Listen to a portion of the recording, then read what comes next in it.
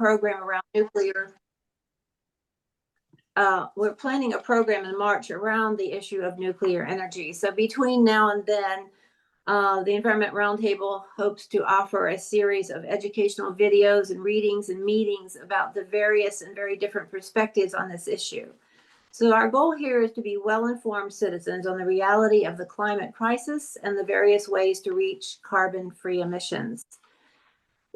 We feel that if we're well-informed in a balanced way, we can ask better questions of candidates for office, on office holders, on utilities, and so forth, from whatever stance we take on this issue as individuals. So for tonight, we had planned a sort of nuclear energy 101 discussion to just sort of get familiar with where everybody is in their knowledge about this topic. But thanks to Gary Kenton, we have invited a person very experienced with nuclear energy. So we're kind of jumping ahead to something much more specific. And our guest is Rod Adams. He is a former U.S. nuclear submarine engineer officer and founder of Adams Atomic Engines Incorporated, which operated from 1993 to 2010 and was one of the earliest advanced nuclear ventures established in the U.S., whose aim was the development of a small modular reactor. He founded, owns, and manages Atomic Insights, a long-running blog which discusses many energy-related topics, often from an atomic energy point of view. It has been on the web in one form or another since November 1995. So, Rod, if you need to correct any of that or please add to it, we're very eager to hear from you. So thanks for coming tonight. Thank you for having me. And all that's pretty accurate. I do want to make it clear that Adams Atomic Engines was almost completely in a sleep mode for most of its existence. We operated pretty heavily for 3 years and then tried to wait for better conditions. I ended up going back into the Navy and served out the rest of my career and did Adams Atomic Engines as a hobby on the side. But anyway, so that's pretty much the story. I became enamored with nuclear energy very early in life. My father was an engineer for Florida Power and Light Company. And when he came home and told me that his company was building a power plant that didn't even need smokestacks, I was hooked. And so I did as much as I could to learn about nuclear energy when I was growing up. Then through high school, my high school guidance counselor said if I really wanted to learn as much about nuclear energy as possible, I should join the Navy. And he said, oh, by the way, the Navy has a school you can go to for free. And I said, if it's free, it's for me. So I went to the Naval Academy, graduated in 1981, served in the U.S. submarine force until 2010 in various roles. The thing that gets me about nuclear is not only is it clean enough to run inside a sealed submarine, but the fuel is really energy dense. The American Nuclear Society hands out these cards. This is an old one. I'm not sure how you can see it, but it has a simulated fuel pellet there. And that tiny little fuel pellet, smaller than the tip of my finger, contains as much energy as 3 barrels of oil or a ton of coal. A ton of coal, of course, would fill up a very large pickup truck. Most pickup trucks on the road are half-ton trucks. So that energy density made a big difference on submarines. My fuel on the submarine I served on would fit underneath my office desk. That fuel powered a 9,000-ton submarine for 14 years without refueling. And the submarine was so busy, it needed 2 crews to keep the submarine operating because the submarine had more endurance than the crews did. So we would turn it over and keep the boat at sea as much of the time as possible. That experience got me really excited about nuclear, but when I surfaced after spending most of the 80s underwater or really hard at work at school, I realized that the rest of the world didn't like nuclear anywhere near as much as I did. It happened to be 1990, 1991, when I rolled to shore duty after serving as a chief engineer. And if you all remember, that period we were fighting a war over oil. once again, we were fighting a war over oil. We were concerned about air pollution and climate change. And with all of that concern, there was still an animosity towards nuclear and no new movement.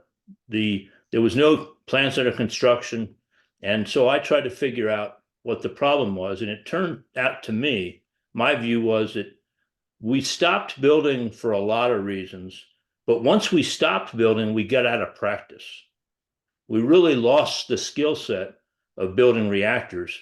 And we also were trying to build reactors that were enormous infrastructure projects, where you had to mobilize a very large workforce, go to a site, assemble all the components, build all of the structures, build all of the things that are associated with it. And they took a long time. They got very expensive, particularly in times when interest rates were high. We had a lot of cost overruns during the 1980s. There were many delays, but if you all remember, the 1980s were a period where interest rates got really high. And when you had borrowed money and you had a big project, the cost of the project started getting really out of hand. There were some projects where it turned out that the final cost of the project was 2/3 interest payments because of interest rates that were in the stratosphere. I think my first home loan in 1982, I got it after the interest rates started dropping a little bit, 1983, I guess. It was 14%. Before that, it had been as high as 18%. So my thought was that in order for nuclear to grow, we needed to be able to build smaller projects fast enough so that we could learn something from the project and roll it into the next project. Start building nuclear power plants like we build airplanes, or nuclear power plants like we build large ships, where we can roll them out in a series and learn from them. That was a novel idea to people. I had a lot of people that were interested in my small modular reactor, but it turned out that for many reasons, my idea went to sleep by about 1996 or so.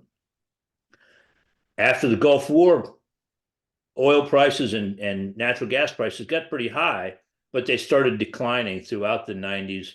And by the late 90s, natural gas was selling for about $1.50 a million BTU, and oil dropped as low as $12 a barrel. So there just wasn't that much interest. Things went to sleep. Roll to today, there's a tremendous amount of need for clean power that can run whenever it needs to run, not subject to the whims of the weather, not subject to the fact that the earth rotates and spins and the sun is only up a certain number of hours, and the sun hours that it's up changes over the seasons. During the wintertime, there are days when the sun basically doesn't rise in the northern parts of the country. It comes up a little bit, but it stays low on the horizon, doesn't provide much warmth, doesn't provide much energy. The wind blows, but not all the time, and it certainly doesn't blow when we want it to blow. If I'd had a windmill today, it would have been great. Man, the wind was blowing like crazy. But the wind has stopped now. We're down to almost nothing, and the wind energy would have dropped to zero as well. So we have a need for this steady, clean, always on power source. It's great to have a power source that operates for a long period of time on fuel that doesn't need to be replaced very often. The commercial power plants don't do like submarines. Current submarines have gotten better. My boat was a 1962 boat. I told you it ran for 14 years. Current submarines get loaded with fuel at the beginning of life. 33 years later, they still haven't been refueled. The hull gets worn out by that time, so they don't ever plan to refuel the boats, the new Virginia-class submarines. Commercial plants, for various reasons, we refuel them about every 18 months. We take out 1/3 of the fuel, put in a new set of fuel assemblies, and then run for another 18 months. So each fuel assembly stays in reactor for maybe 4.5 years.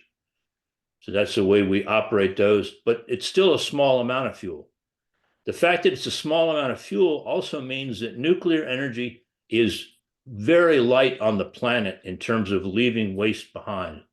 If you took all of the waste that we've produced in our commercial nuclear plants in the US and you stacked it on a single football field, the stack would go about 15 yards high. That's it. That's all of the waste that we've produced. That's the stuff you read about as being a huge issue. We don't do that. We don't stack it on a single football field. What we do is we keep it on the site where it was generated. It initially stays in pools for a while. Then once it's cooled off, it goes into very simple but well-engineered concrete, steel casks. The casks are put on a parking lot and just sit there. They don't do much. They don't take up much space. They don't need much monitoring. You could stand next to them. I've got a friend who's a young woman who decided she would show off how safe the plants were. Got a picture of her hugging the cask. It just so happens she's about 8 months pregnant. So she's hugging the cask with her unborn child in front of her, but she knows it's just a safe thing to do. So waste is really much less of a problem than we've been taught to believe it is. Accidents that have happened in the nuclear world are things people remember. Almost anyone who's has any kind of connection with the world and talks about world affairs can name 3 Mile Island, Chernobyl, Fukushima. And that's it. There really are no other accidents of note. Some people will say, oh, yeah, well, what about Sellafield, which happened in 1954 and involved a weapons production reactor? But almost anybody else, that's something I don't ever hear of. So those three things, we hear about them all the time. I've been taught that's the mantra. Well, what about these? I always ask people, okay, can you let me tell you what about those? Can I tell you that 3 Mile Island did not cause any property damage, didn't hurt anybody? If it didn't hurt anybody, certainly there was no fatalities.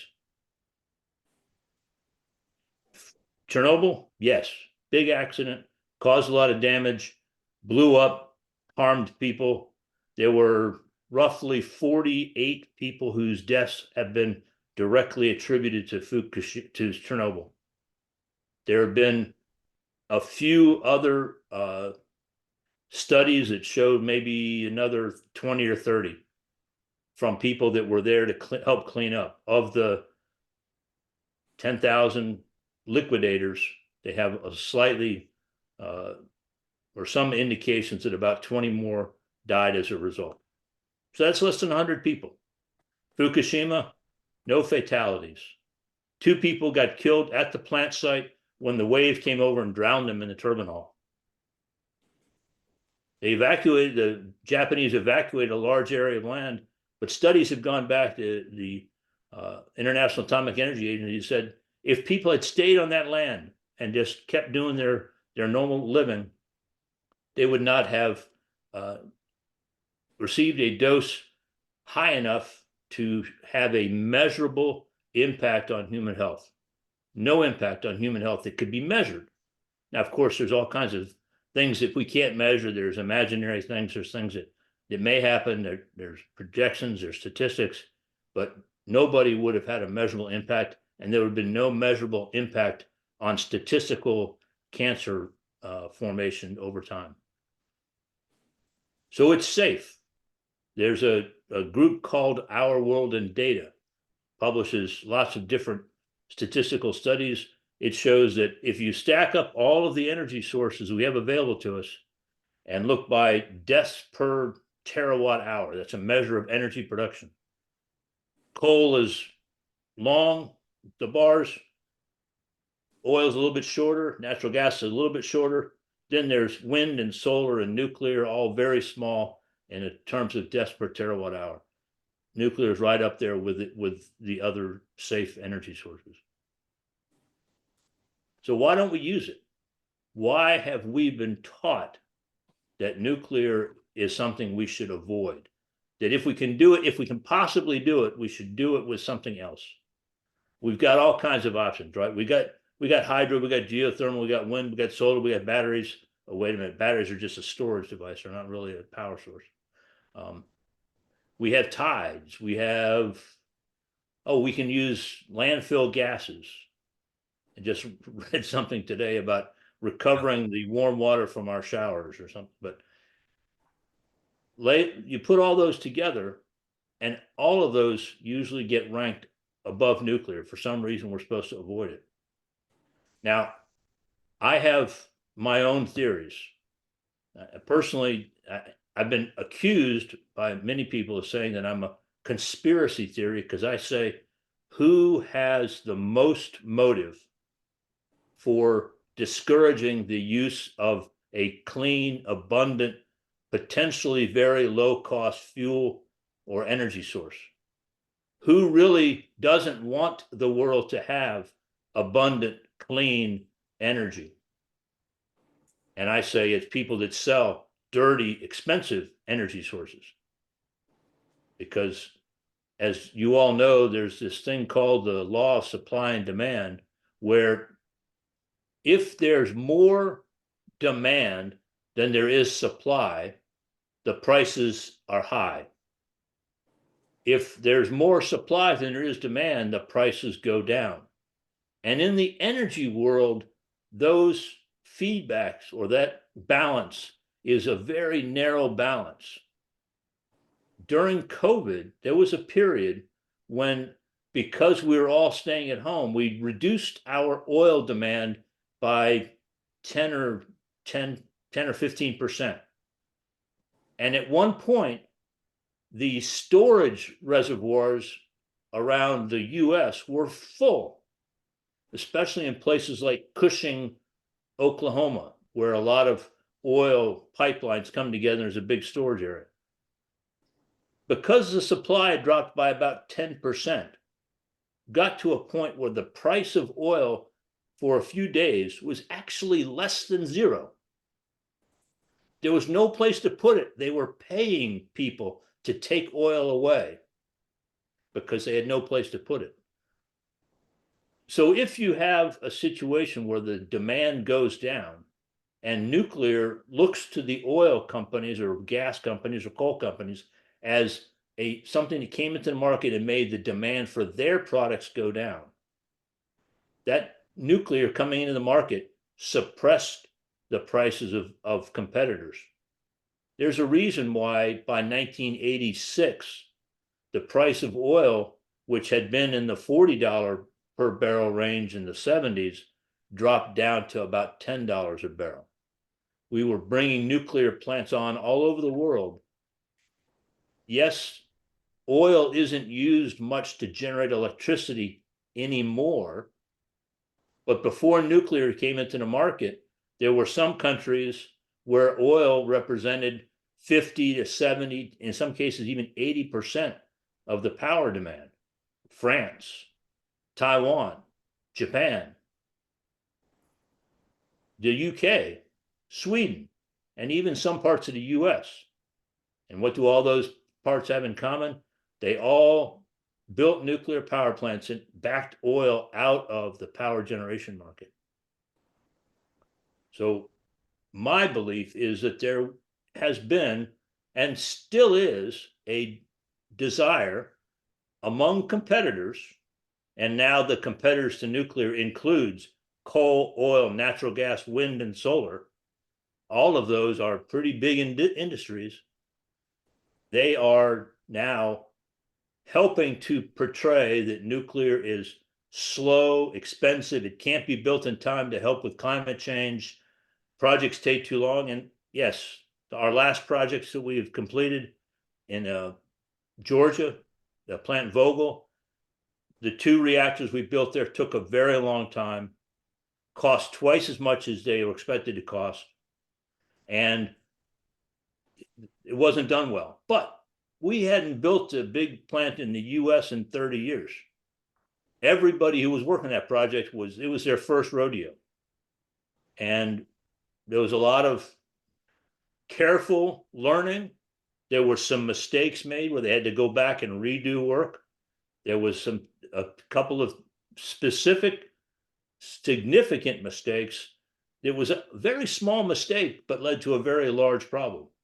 For example, the people that were putting down the rebar in the base of the power plant read the drawings incorrectly and didn't meet the very tight specification that the designer put in. The designer didn't really need to put the specification that tight. The guy reading the drawing should have met it or should have complained about it. But the final analysis was the inspector said, hey, this doesn't match the drawing. You had to rip the whole thing out and start over again. It took 9 months to fix that. Small mistakes, big impact. So we need to get better at building nuclear plants.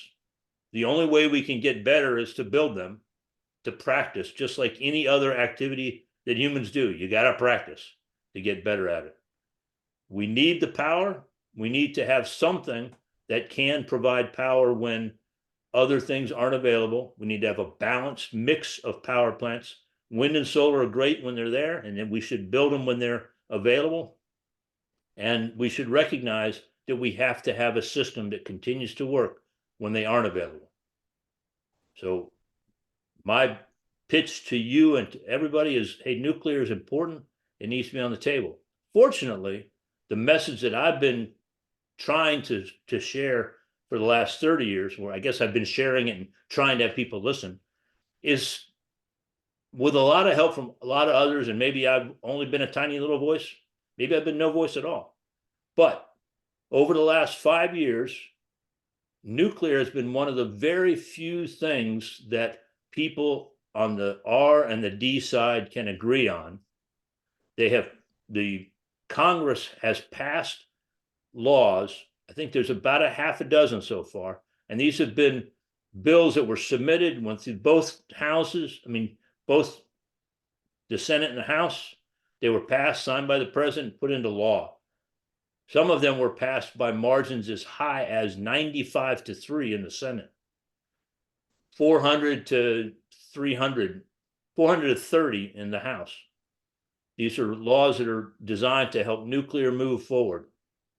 So it's been something that's been a real nice thing for me, because in the early 2000s, late 1990s, you couldn't get a politician to say the word nuclear. It was like the third rail of politics. I used to call it the other N word. It cannot be spoken.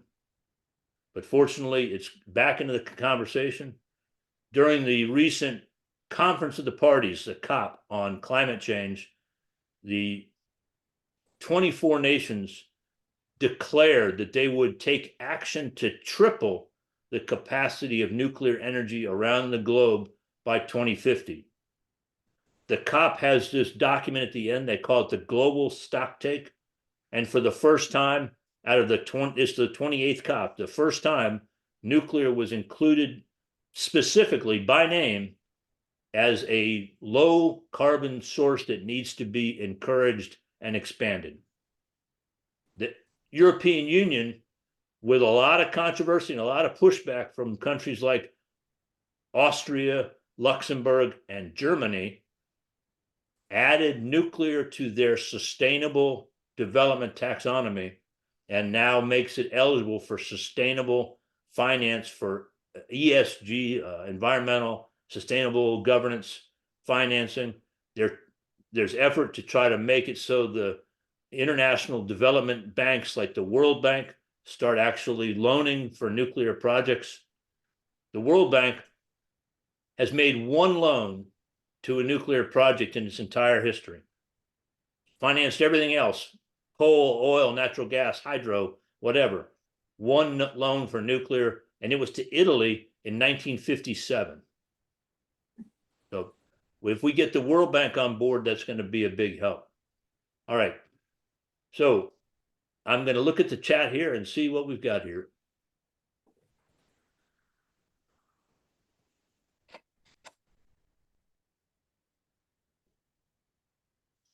Yeah, Margaret mentions something about deaths caused by fossil fuel use, and that's important to pay attention to.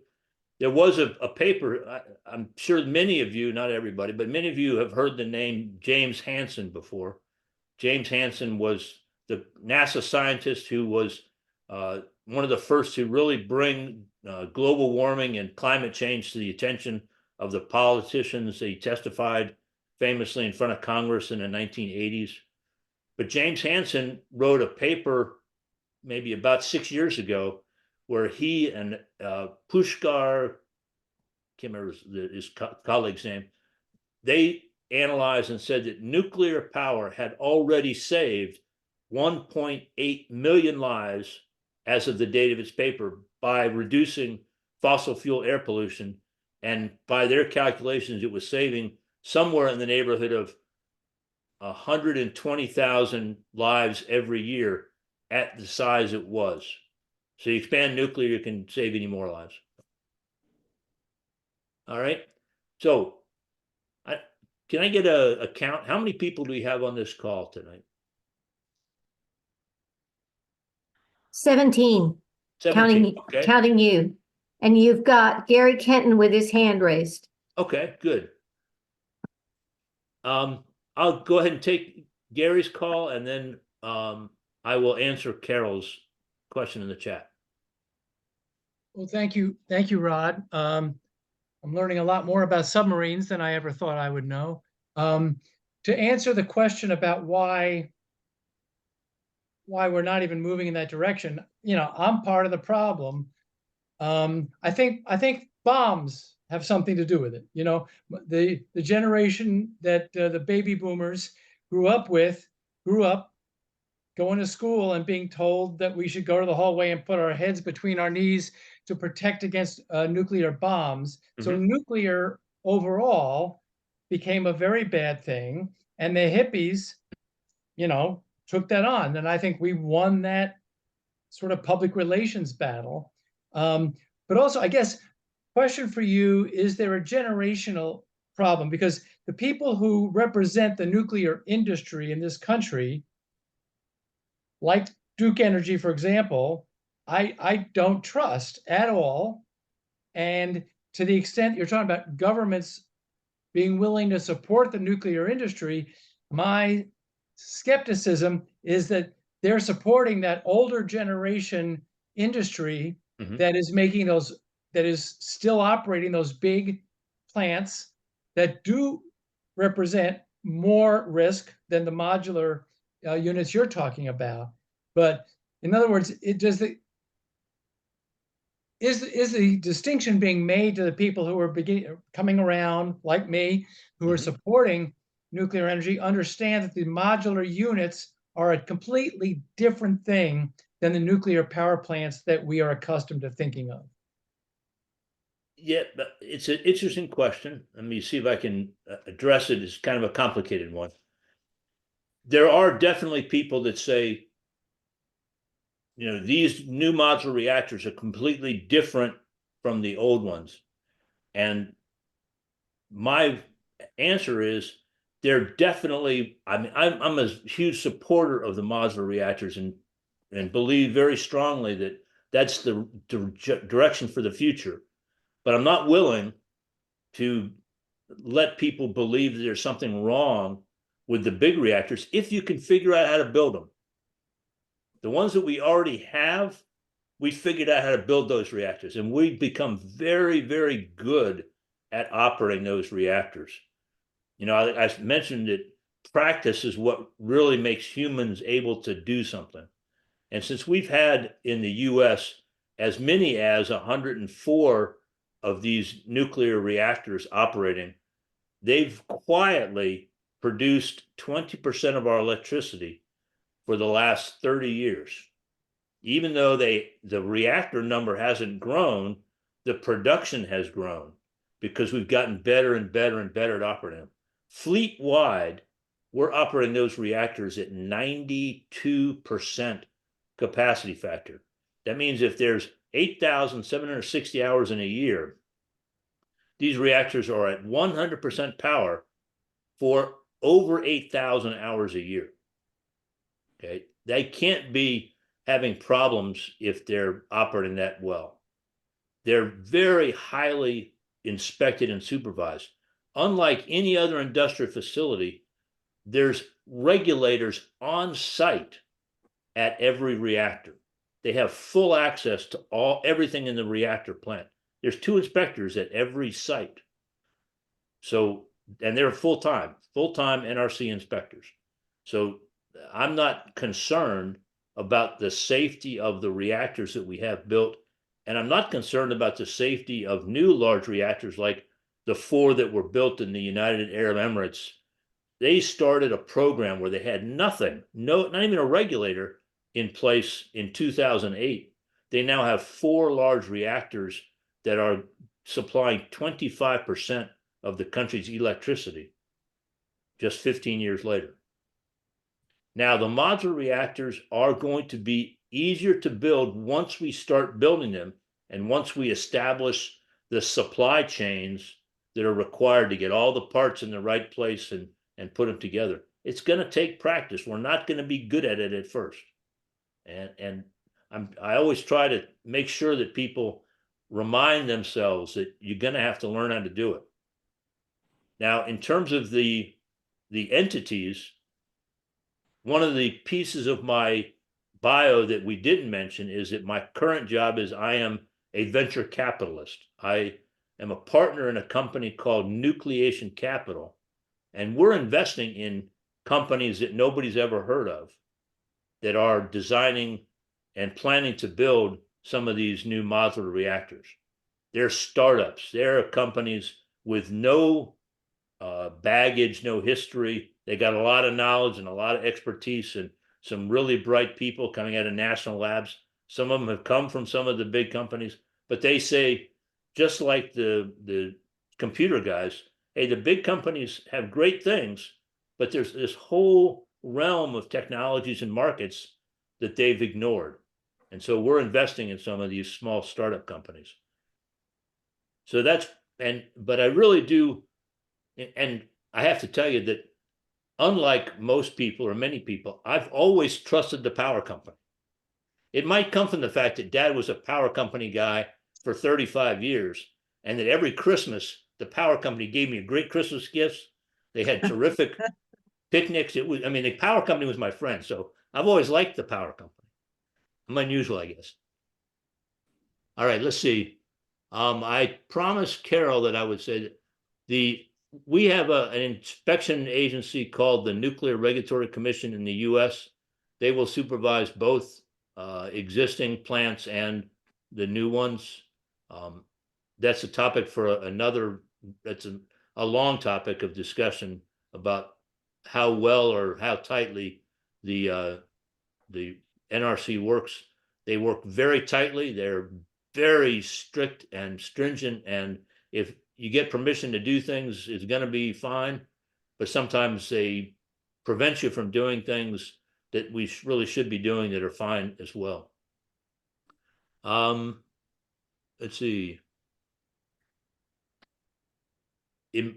Ellen asks about where would we go with nuclear fueling. I think that she wants to ask how big the market could be. Well, certainly we should propel ships. We've been doing ships at sea since 1955. Residential, probably not in my own home, unless I had a really big home, maybe at Elon Musk's home or something. But my neighborhood, I'd love to have a nuclear plant in my neighborhood, in my community. That would be great. Some of these small reactors are going to be appropriate for going to a commercial park and have a couple of reactors providing all the power that the park needs. And oh, by the way, the waste heat from a reactor wouldn't be waste in an industrial area. It is useful for a lot of industrial processes to have heat. So that would be another way. Military bases are a great application, but so are college campuses. One of the really interesting projects that's happening right now is the University of Illinois Urbana-Champaign is working with a reactor vendor that has a reactor that will produce electricity and heat. And UIUC has a campus-wide heating system that currently burns fossil fuels for the heating for steam to go around and heat the buildings, the old-fashioned radiators. But they want to use the heat from the reactor there. So that's a project that's going on. Lots of other places around the country you could do that. Some cities have district heating. That's a proven use. There's some Swiss plants and certainly some Russian plants that have been using nuclear heat for district heating for a long time. All right. Water cooling related to climate change. If you run the numbers, the waste heat coming from power plants is a very, very tiny number compared to the amount of heat that comes in from the sun every day. And it really doesn't have, although, yes, there's waste heat, there's heat discharged from all power systems, whether they're, most solar and wind have less heat discharge, but all the others, the combustion, there's lots of heat discharge, but the heat is a very small number compared to how much we're getting coming from the sun, and it really doesn't have an impact. And there's actually plenty of water to cool.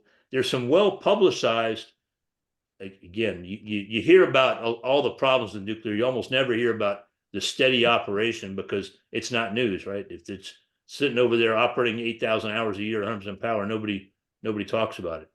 And most people can't name any of the 93 power plants that we have. They might know the one closest to them, but even that they may not know. So where are they going with this? We have plenty of cooling.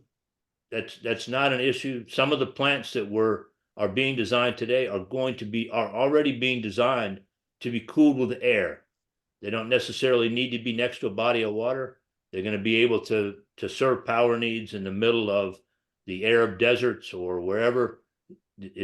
That's the way they're being designed, and air cooling is one of the features that is going to be available in these new reactors. Still more efficient if you've got it to use water cooling, but if you don't have it, sometimes you can give up a little efficiency just to make it so you're not having an impact.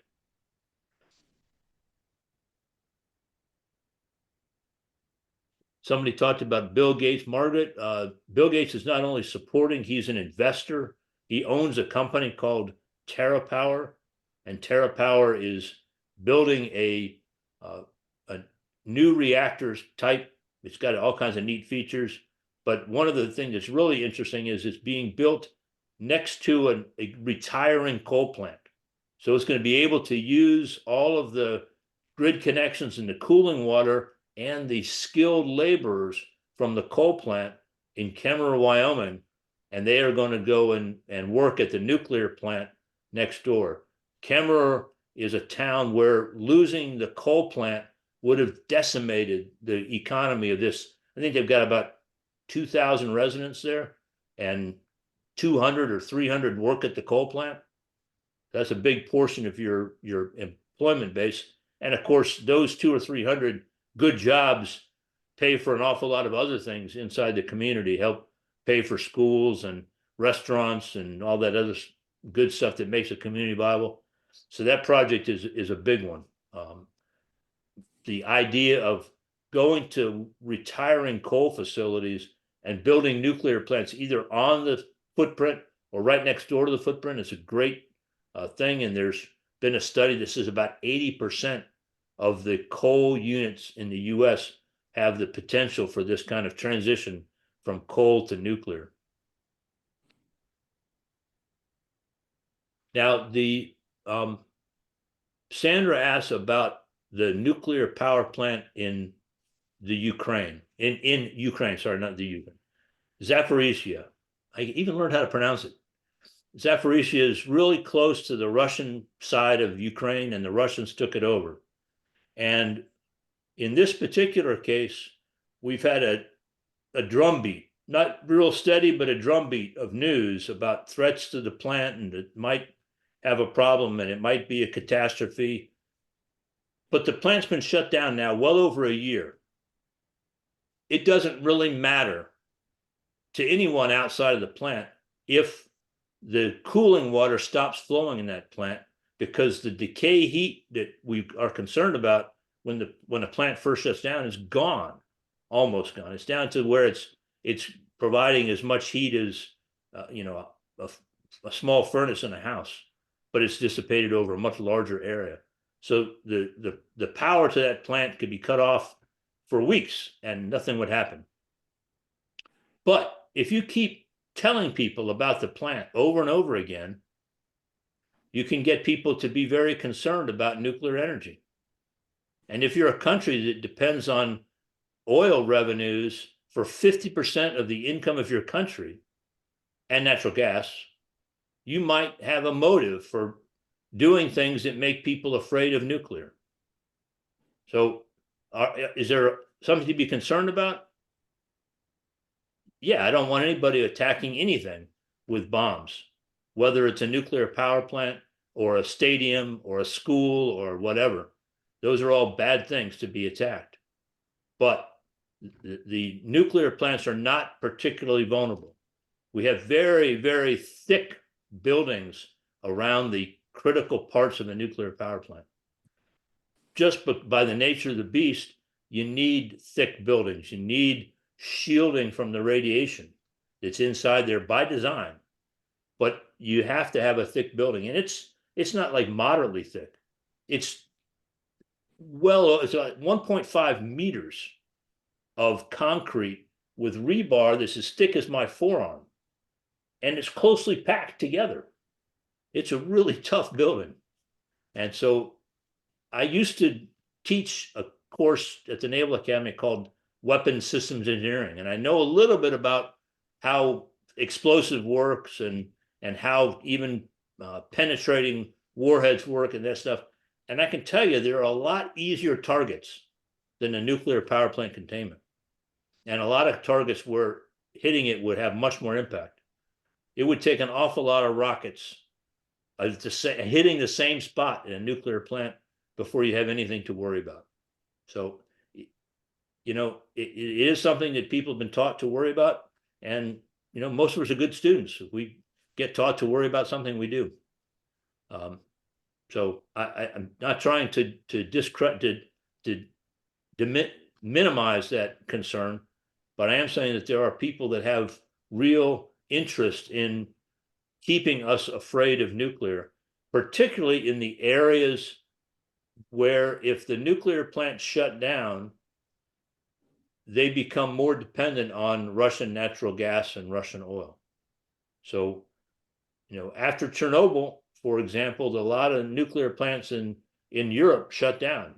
The European Union forced some of Russia's former satellite countries to shut down their nuclear plants as a condition of joining the EU. And as those nuclear plants shut down, Russia's natural gas sales kept going up. Germany recently decided, well, actually, they made the decision in 2000.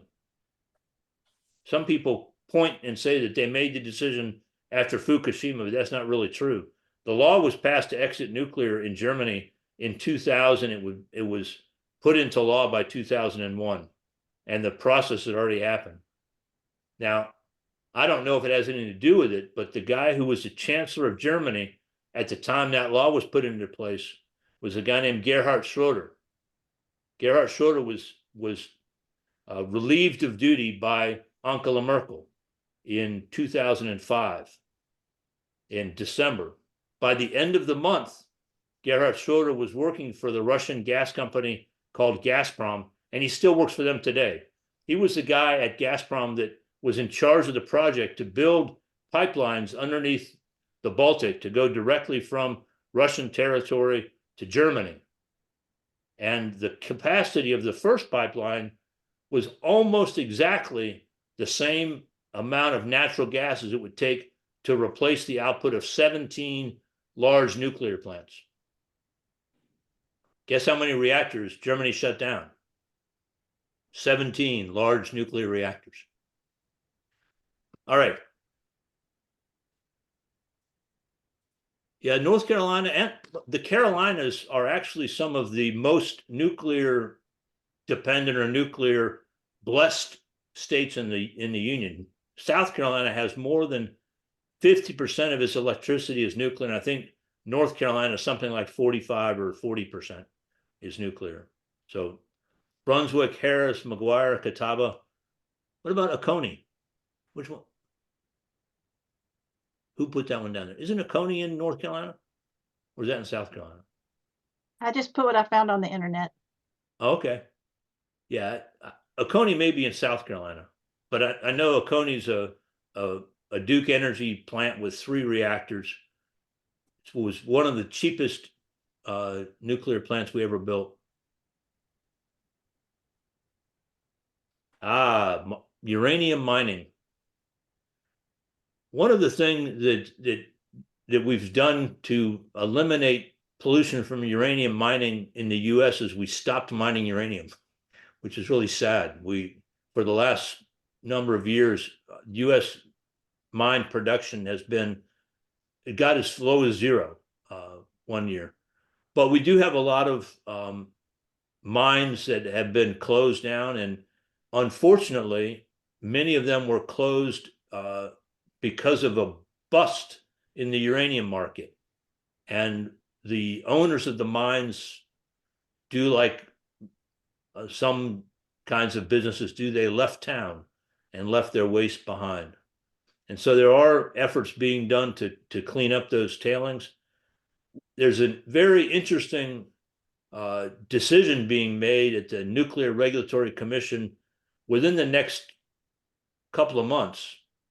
I read about a technology from a company called DISA, and they're working to they have a technology that has been proven effective and approved by the EPA that cleans off the radium and uranium and thorium and other metals off of the sand that was left over from the mines. And so it separates the stuff that is causing any pollution and harm and puts it in one place, and takes the other stuff, which is just inert sand, and puts it in another.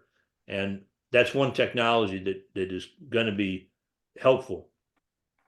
There, the mine tailings have to be taken care of. When a mine is licensed today, there's a lot more stringent requirements. They have to have plans for what they're going to do with the leftovers. Most of them plan to put it back underground.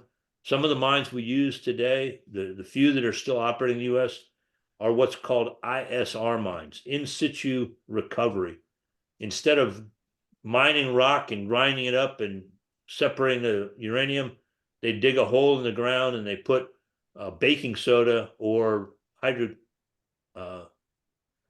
sulfuric acid, dissolves the uranium, pumps it out, mines it. There's no grinding and no waste, and the process is very carefully oversought, but it's much cleaner than the open pit mining we used to use. Yep. Yeah. Okay. So Ellen confirmed that Oconee is in South Carolina. So it's one of the plants that contributes to that, more than 50% in South Carolina.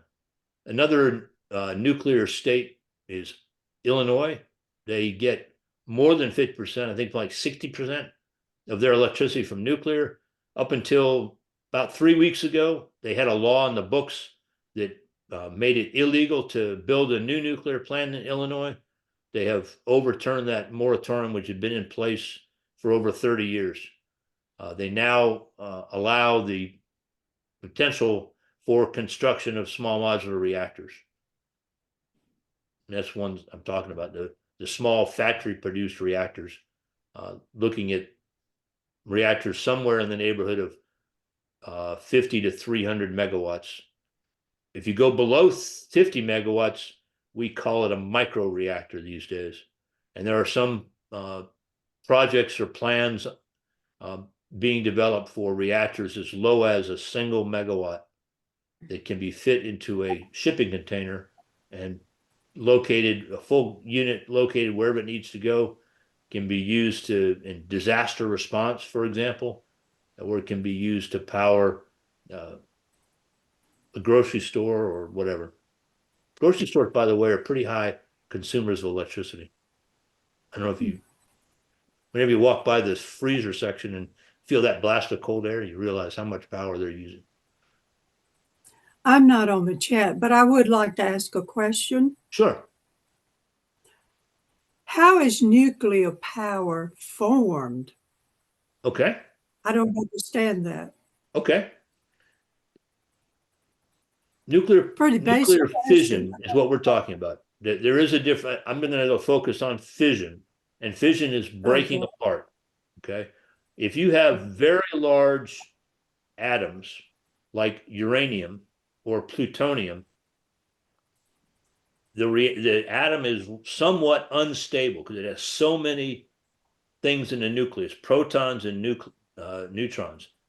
A uranium atom that will be subject to fission has a atomic weight of 235, 92 protons, and the rest 147 neutrons.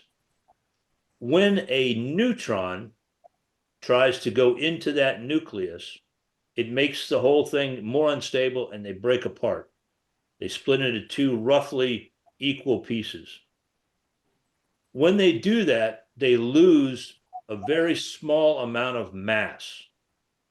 And as we were taught many years ago, the famous equation from Einstein is energy, E, equals mass times c squared, and c is the speed of light. Speed of light is 3 times 10 to the 8th meters per second. So when you square that, that's a very big number.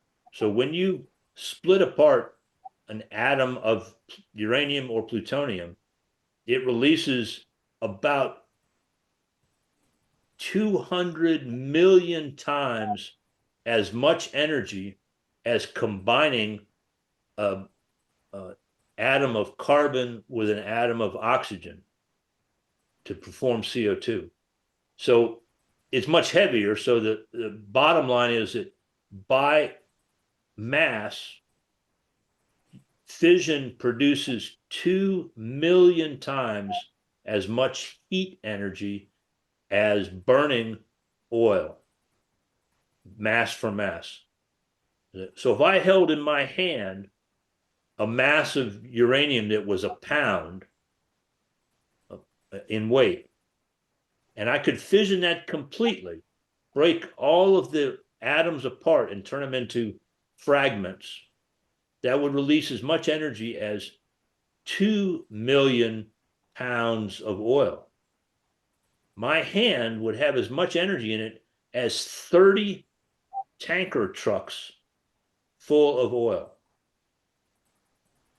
So the way nuclear works is you break these heavy atoms apart, it releases heat, and you capture that heat and use it to do something useful, like boiling water.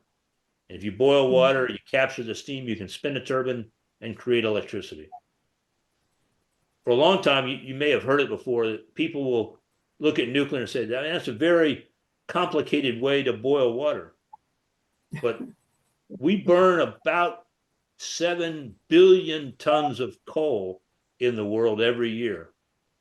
And the reason we burn that coal is to boil water. I mean, that's what almost all of the coal we burn is used to boil water. Nuclear fission is a very simple and elegant way to do it, in my view.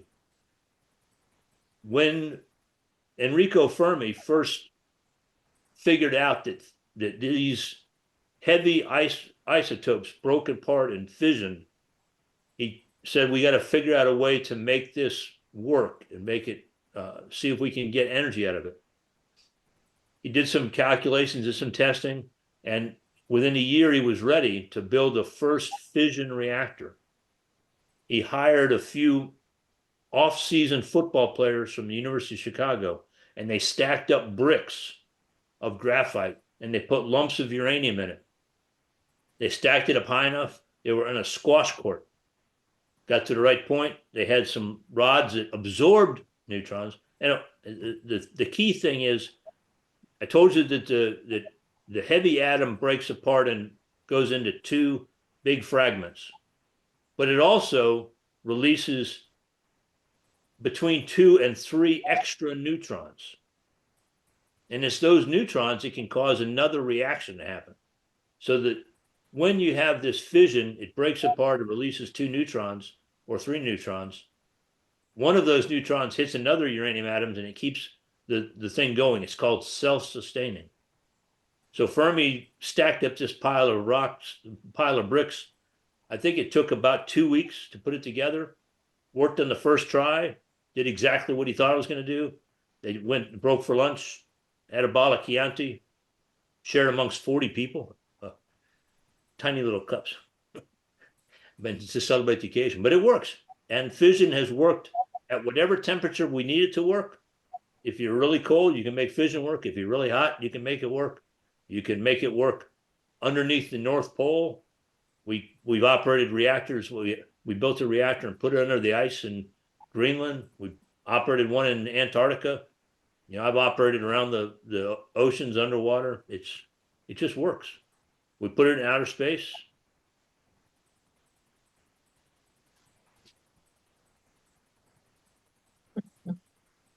Oh, Wayne asked a question about one of my favorite topics, the Coles Hill uranium mine in Chatham, Virginia. I used to live in Lynchburg, Virginia, which is only about an hour and a half away from Chatham. And I visited the Coles Hill uranium mine or uranium deposit. It's not a mine yet. The state of Virginia has 147 licensed coal mines, but has made it illegal to mine uranium. And so I suggest that the state needs to take a real hard look at that. It is the largest single deposit of uranium in the United States at 113 million pounds. It could supply all of our nuclear power plants' needs for uranium for 2 years all by itself. So could provide 20% of the electricity in the US for 2 years with a single mine. That's pretty amazing. It's a real shame that it's not allowed. It's in a great place. It's close to roads. It's close to electrical power. It'd be a terrific place for a mine, in my opinion. So what's stopping it? Is it not in my backyardism, or is it politics, or what is it? Well, in 1970s, when we were looking for uranium and prospecting for it around the country, the uranium was found in Virginia. By the way, if you find a deposit in a place like Virginia, it's probably not the only deposit. It's just the only one that's been found so far. And there was some concern at the time that the state didn't have the appropriate regulatory regime in place to adequately supervise a mine. So there was a temporary moratorium put on to give the legislators time to establish a regulatory authority. And that was in 1976. It's still in place. There was a big effort when I was living in Lynchburg. I participated in a number of public meetings about the mine. There was some quite emotional opposition to it. There were people that from the town that didn't want the uranium mine because they didn't want whatever traffic and things like that. There's a couple of private schools in Chatham, and they thought that the student body might be affected because the parents wouldn't want to pay to send their children to school in a town that has a uranium mine. But this uranium mine's interesting. It's in the middle of a ranch or farm, whatever you call it in Virginia. It's 4 square miles of land around this mine is owned by the guy who wants to mine it. It's his family's property. He has a house that's 200 yards away from where the deposit is, and they want to keep living in the house. And they want to build the mine so it's it's acceptable to be that close to it, and take all kinds of precautions to keep it quiet and keep the dust down and all those things, but they never got permission. And at that time, there were some legitimate concerns about whether the mine would be profitable because the price of uranium was very low. At that time, uranium was selling for about $13 a pound. Today, partly because of all this new interest in nuclear and because the Japanese are starting their reactors back up again, uranium is trading for $90 a pound. Not 13, 90. So maybe it's a good thing for the owner that he wasn't allowed to mine it when it was trading at 13.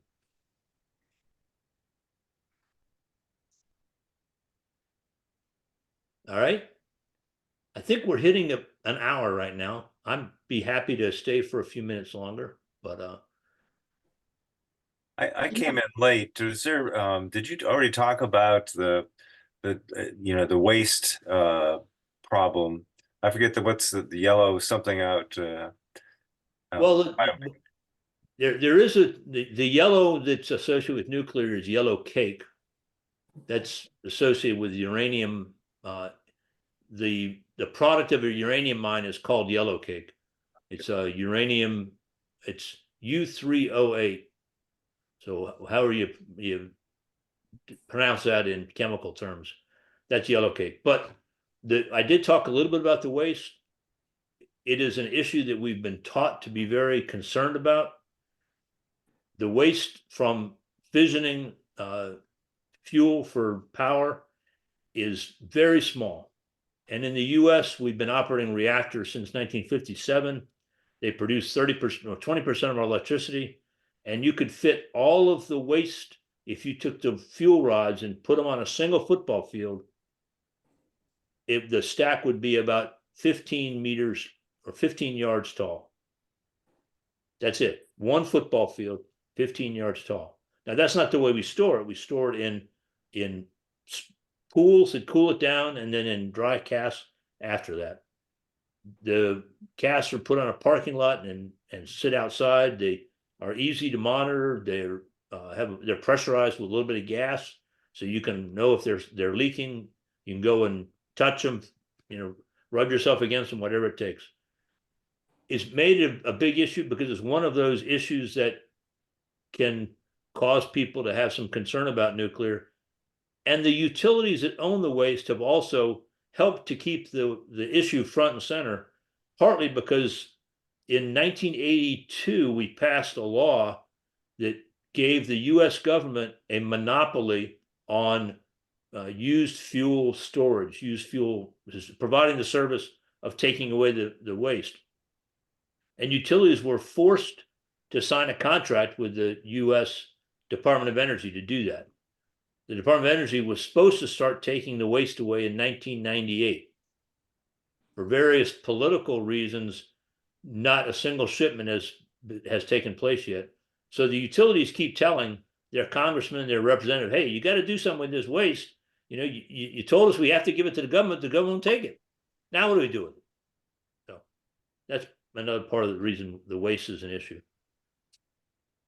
But oh, by the way, we have lots of good technologies for disposing of it permanently. One that we particularly like at my company is a technology that uses drilling technology from the oil and gas industry to drill deep holes, go horizontal, and put the waste deep underground. And that system would be several thousand feet underground rather than several hundred feet underground, like the mines that are being done. But it would cost a lot less because it uses a very well-established technology, and you don't have to put people underground next to the waste.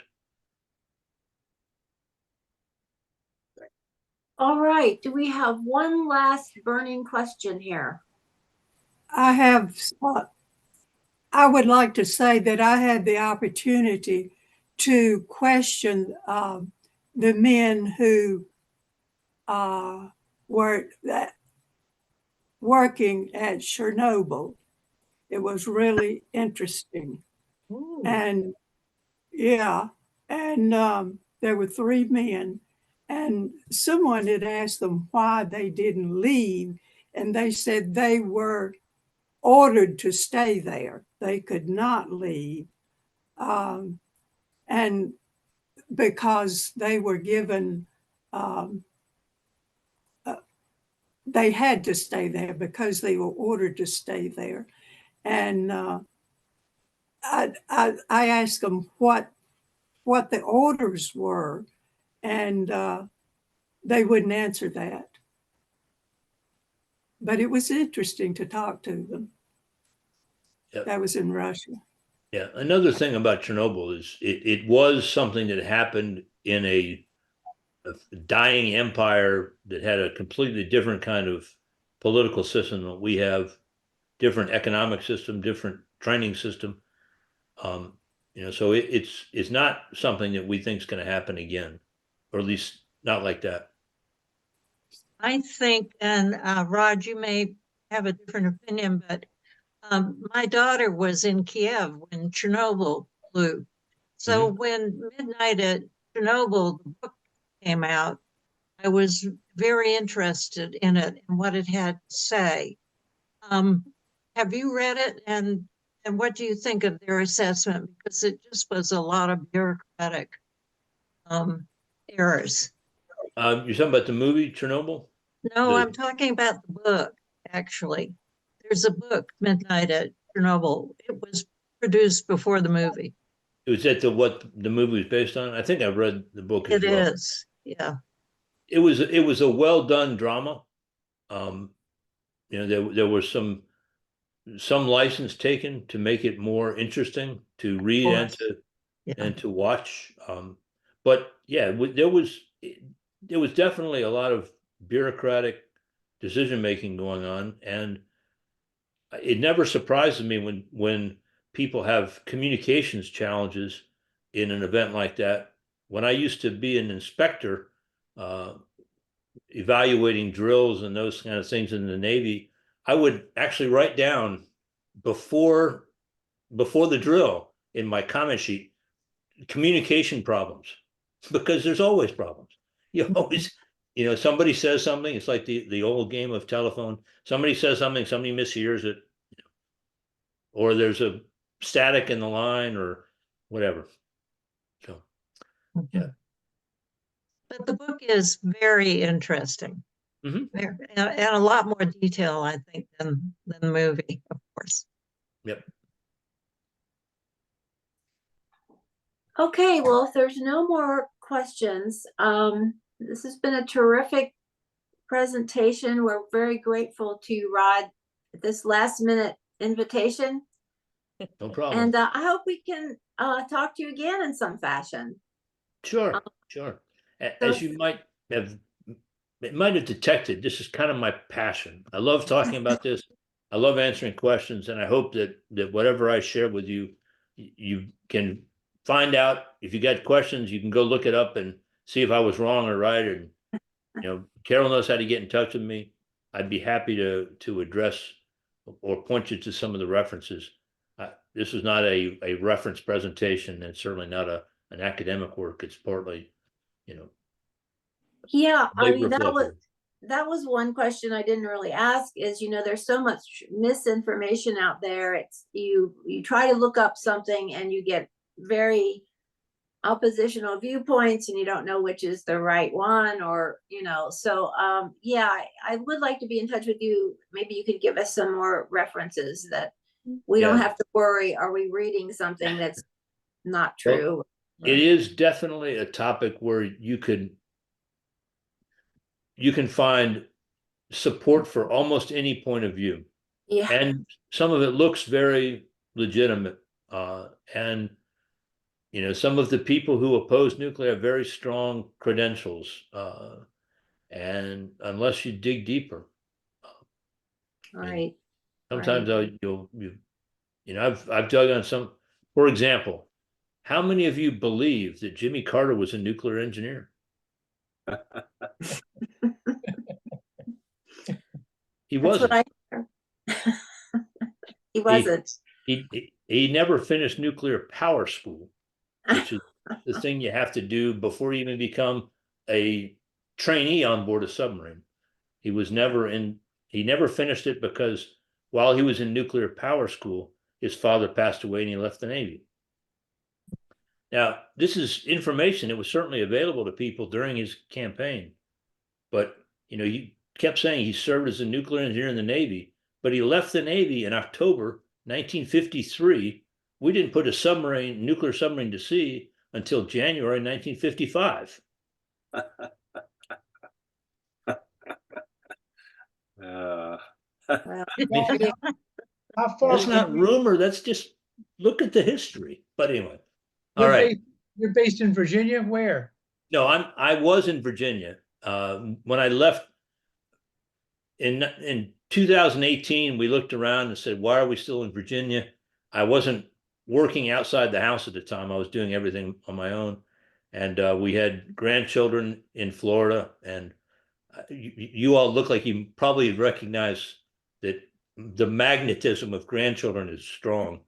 So we moved to Tampa, near Tampa, Florida. And Okay. my two grandchildren are about 4 miles away.